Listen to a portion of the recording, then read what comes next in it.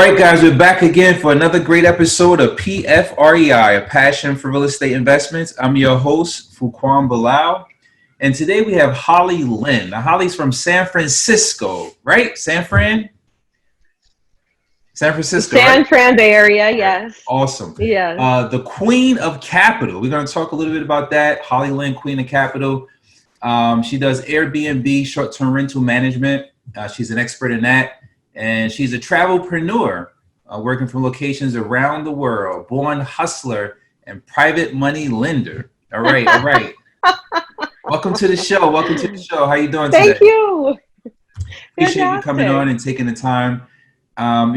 With everything going on, this is COVID-19, coronavirus and everything else. So I want to kind of talk about a little bit about that and how it's affecting your business. But before I get into that, the first question I always ask the guests is, why are you passionate for real estate? I'll be honest with you. So when I was real young, you're talking probably, 5 years old, things were pretty rough. And, oftentimes that leaves a staple for us, or I would say like a reason to do better. And then I was, if you let my mom tell it, right? I was the one kid out of all of her kids that was just an entrepreneur. Naturally, I would walk around the house and ask, is anybody using this? And I would put together garage sales to sell whatever it was. And that's just like the staple that I have all growing up. So the thing is that I have been traveling, like I'm extreme traveling for so many years now. And a lot of people actually have asked me, like, how do you do it? Like, how do you do it? How do you generate the income? So that tells me that I'm not sure what kind of mind frame, they might be working with, but they're not. And it's something that they want to do. So I'm really, really passionate about helping people with their deals any way that I can. And behind it, their check. I am so passionate about people getting their check. That's awesome.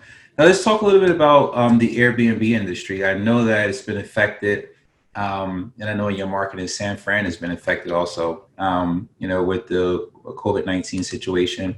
Let's talk about first, how did you get into that, managing the short-term rentals? So I started about 15 years ago, living in Emeryville, renting out my sofa. Renting out your sofa, that's funny. Yeah, I was one of That's those. True. Yes, that's how Airbnb started. Oh wow, renting your sofa, like the actual couch, to someone who had an Airbnb place for rent. No, like say for instance, I had a 1-bedroom apartment and my sofa is available. And back then you can actually do that. Just like they rent a spare room now. Yeah, Oh, wow, that that's crazy. way back then for Airbnb, you could rent your sofa. And that's how I started. I was renting my sofa for $65 a night. And Wow. I was doing well. Fun Paid fact. my whole Fun fact. Wow. Yeah. Yes, definitely fun fact. Yeah. And you started from there, and then what? Then how did you lead into? I mean, you're not managing a bunch of sofas, are you? I mean, if you have like real. No. Okay. Absolutely not. So then from there, there's a little bit of a break. Okay. And then as I was creating my network, BAMF, I was doing Airbnb and short-term rentals that's what I was doing in a nutshell. So I had a friend that actually brought to my attention, while I'm doing that, why don't I help others by doing the same thing? And once I even mentioned to people that that's what I was doing, and then the value that I created for doing it or for managing, it just took off like a wildfire. Yeah, I had a friend of mine, actually. She's from New York, and she actually presented this concept to me, I want to say maybe like 4 or 5 years ago. She was renting places up in, it was upstate New York. Wow, it was with Puffy, have all his parties and stuff at his white parties. Hamptons. Yeah, right. She was actually doing this in the Hamptons, managing Airbnb and short-term rentals for people. She was booking them. She had her own website, and she was filling up these places and getting a piece of it. So Let's talk about how that works for you and how you benefit from that. So I have an Airbnb. I have several locations. I contact you and say, hey, I want you to manage my place. And I just like a property manager. I turn it over to you and you Sure. manage my listings and everything else. You get the cleaning, you do all that stuff, and you take a piece. Is that how it works? Yes, that's exactly how it works. And just to give a little fun fact or tip, I actually don't I don't master lease anything. Everything is strictly, I have to, go hard, make sure that there's bookings, and make sure all the clients have their needs met. But So I mean, nothing is master lease. you just make it, I guess, a little bit more passive for the investor who wants to get into short-term rentals and they don't have to load their property up with Airbnb. You do all of that. You put it on the site. You manage it. You do all of that. It's completely passive on their part, because I had the entire system going from, say, for instance, the minute I actually get it up, and advertised. Sometimes I don't even go to the location. I'm able to send somebody, but I have a complete system, so they deal with nothing, absolutely nothing. They just get their check, which is my vision, So all they have to have is ultimately. the property, basically, and then they just come to you and you take it from there. Property. Now, Yes, and if it's furnished, that's a bonus. But there's oftentimes I end up, putting in my own details or furnishings myself, just because that's something I like to do. I mean, so let's talk about if someone wants to do what you do, right? Not trying to create more competition for you, but Sure, sure, if sure. someone wants to do what you do and make money out of it, just talk about the structure. Like, what do you usually charge your clients? Is it like 10%, 5%? How do you make your money in this?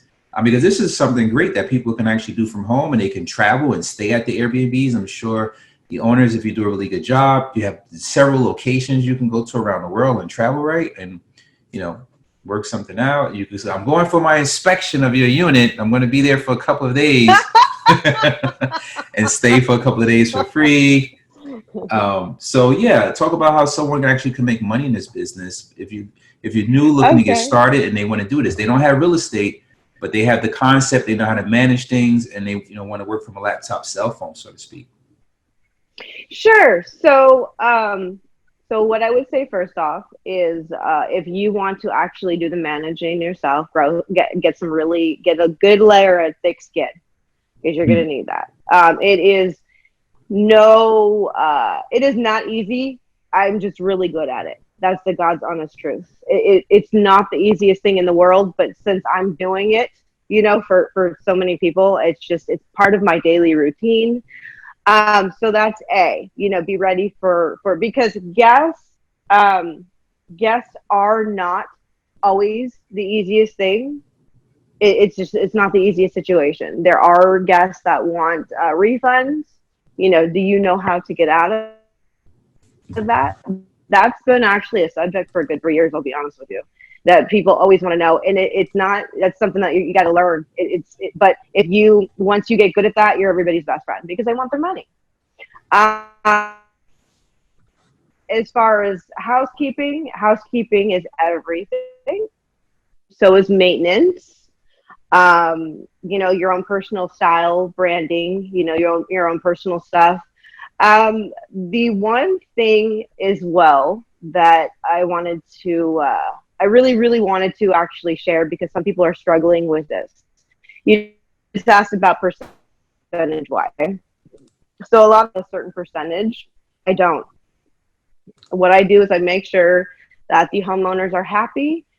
We always start out with, like, say for instance, whatever their minimum a month is. I make that happen, and then and then see where to go from there. But the thing is there's a lot of people struggling with COVID. So what do, right? Because believe it or not, Airbnb actually has, if you are not a person who is hosting primarily first responders right now, they have a thing to where, like, when people try to book, it will tell them, there's a note that tells them, don't book here, book a hotel instead. Oh wow. Hmm. Yeah, and it's making things that not everybody knows. That I know that because some of the people that I have booked has said, hey, I'm trying to book and it won't even let me. They send me a screenshot. This is what's going on. And I'm going, wow. So they're actually telling people, not to book. B, there's a lot of, the people that are able to cancel. They're able to cancel, no, the refunds are given. There's this big thing about the hosts only getting 25% of that. I'm not even sure, to be honest with you, how true that is. I don't know though. I don't want to badmouth it. I'm not sure, but this is what I will say, because I'm a solution person. So solution would be a really big hint is before Airbnb, people were still renting short term. So get on your, if you're one of these people struggling like that, get on your A game. Yeah. Just remember, Airbnb is not everything. Matter of fact, there are like 20 different places that I can think of, off the top of my head to rent your place. But get on your A game with that, because I don't like to see all these people struggling from all these refunds. I'm in a lot of the blogs and stuff. People message me. There's a lot of stuff going on behind people losing their checks, missing out, stuff like that, or places just simply aren't getting booked. Really pay attention to that. That's what I always say. There was STR life before Airbnb. Yeah, it's kind of crazy with that things happen. I have a lot of my friends have short-term rentals in Siesta Keys in North Carolina, and they're just remodeling. They're remodeling the place now and getting ready for, especially in Florida where they open up the beaches and stuff like that, getting ready for what they think is going to be a boom from people being locked in their houses all the time and ready to go out and celebrate. I'm already seeing pictures of people on the beach. So I know a lot of that stuff, may get full over time, especially during the summer when it gets really, really hot. People are going to want to go to the Great Escape, and these places are great. I mean, even now, it's still a good idea if you're trying to, while we were secluded from everyone else, if there's an Airbnb that's away from everything, especially if you were in New York City where the cases were high, great opportunity to drive or fly somewhere close and be, secluded from all of the drama that was going on. Let's talk about this Queen of Capital thing now. Where does that come in place? Are you lending money, or are you teaching private money? What's going on with that? Neither. I was, for a very long time. I still do, when it comes to, the right kind of situation. Where that title comes from was, I was at a conference one time, and I was talking to somebody, backstage, and one of my group members walks by and says, "You know who that is, right?" And, we both looked kind of puzzled, and they said, "That's the Queen of Capital. That's where that came from." Oh, okay, and, okay. Yeah. You kind of kept that. I'm like, oh, we got a private money lender queen in here. Let me see if I can get some tips. No, I definitely do. I do. What I specialize in is like my own. Say, for instance, somebody calls me, they're either behind or, whatever their situation is, they're out of state. I definitely lend my own money. Yeah. Okay. Is that for real estate deals or just Airbnb, short-term, or for real estate deals? No, it's for anything. I mean, the way to do it is by, taking a position though. They're all secured. Yeah. It's no, like, I don't lend on friendship. Sorry. Got it. I don't lend on friendship. It happens. I'm gonna get a T-shirt that say that. I don't lend on friendship. I thought the same thing. Oh my gosh, you didn't just say that. Yeah. I thought the same thing. Yeah, because there are, people who have come to me, believe it or not, and have asked me over and over. And I just don't lend on friendship. Mm. Yeah. So what would you say for somebody who's looking new to get started in the short-term rentals? I know there's a lot of different ways you can do it, where you can actually, like you mentioned, the master lease thing, where you can actually lease a unit out and then, do an Airbnb from that, or, rent it, sub rent, or whatever, sublease, or whatever it is. There's so many different strategies that people can use. I know somebody was telling me about this office building in Atlanta where they were going to rent 3 offices from this company and then release them out for a couple $100 more. Or I don't know, actually it wasn't that, it was apartments next to some stadium or something they built, and they wanted to rent those apartments like on a 2-year lease and then try to arbitrage on the rents for like short-term rentals for like 6 months and stuff like that. It seems like it's big out there. People are finding ways to be very creative in the real estate space, Right. starting off small. So I know that you mentioned that, but have you ever dabbled with any of that, trying to sublease or sandwich lease stuff? So I've always been afraid to. Mm, Um, and the reason being is because no matter what, you signed an agreement to pay that money. Um, COVID has taught us so much. mm, COVID has taught us a lot about, say, for instance, like if you're somebody who's looking to use like arbitrage like that, and there's a coach that I'm in contact with, and I don't coach anymore. I'm honestly, it's not my strength.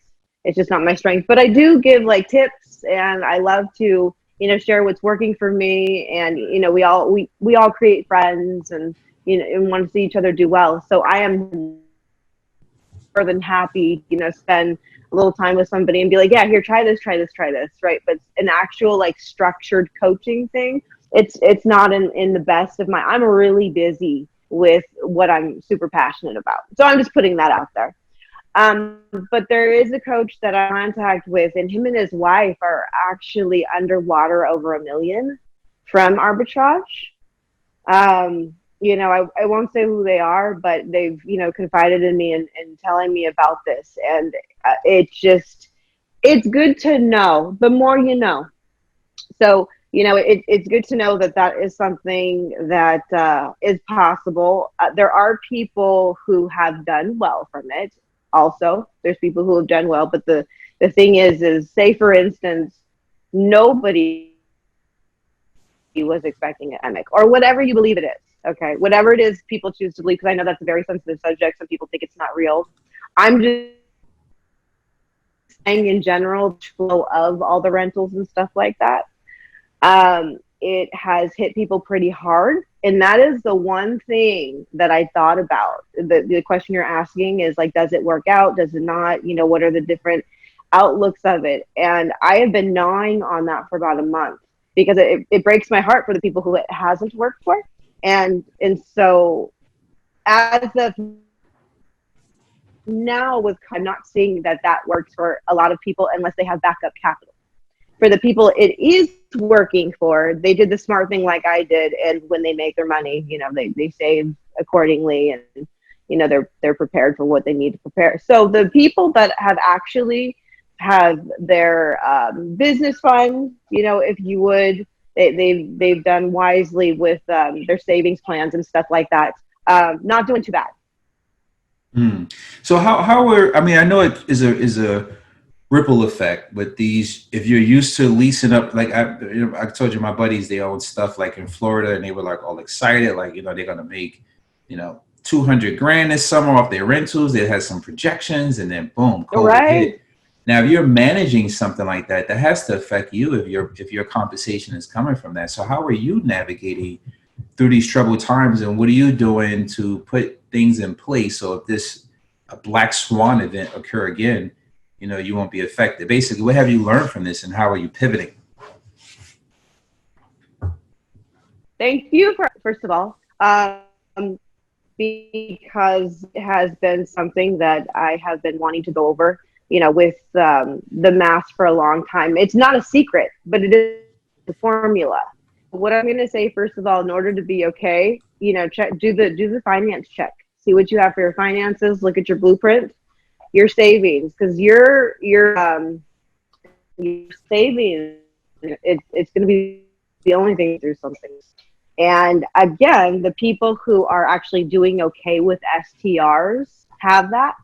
As far as still getting bookings, I'm still getting bookings, but that's just because I'm really active as far as just hustling up the bookings.